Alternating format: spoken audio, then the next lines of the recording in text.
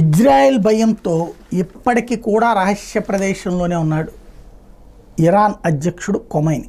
వాస్తవంగా సాధారణ ఇప్పుడు మనం ఒక్కసారి గుర్తుకు తెచ్చుకోండి, పాకిస్తాన్ వాళ్ళు మన దేశంలోకి తీవ్రవాదులు పంపించారు అంటే వాస్తవానికి దగ్గరగా మనం ఆలోచిస్తే అర్థమవుతుంది కదా. అప్పుడు తర్వాత జరిగినటువంటి పరిణామాలు ఈ సందర్భంలో ఏం చేశారు, ప్రధానమంత్రి నరేంద్ర మోడీ జనం ముందుకు వచ్చి మాట్లాడారు కదా. అట్లాగే ఇరాన్లో జరిగినటువంటి దాడులు లేదా ఇరాన్ అనుబంధ లెబనాను హిజ్బుల్లా వీళ్ళకి జరిగినటువంటి లెబనాన్లోని హిజ్బుల్లా, ఇటు పక్కన హౌతీలు అటు పక్కన హమాసు వీళ్ళప్పుడు మాట్లాడట్లేదే. తెర ముందుకు వచ్చి మాట్లాడితే ఎక్కడి నుంచి చేస్తున్నారో తెలుసుకుని అక్కడికి అటాక్ చేస్తారేమనే భయం.